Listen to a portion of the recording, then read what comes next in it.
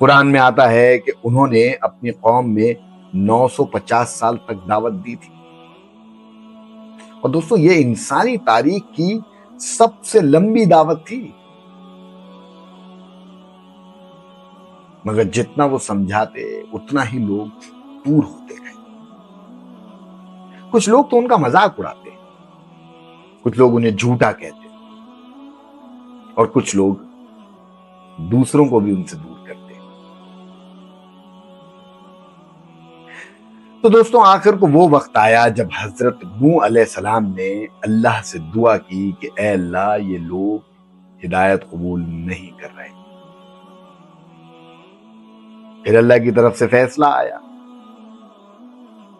वो क्या फैसला था? अल्लाह ने फरमाया कि अब इनमें से कोई ईमान नहीं लाएगा सिवाय इनके जो ला चुके हैं।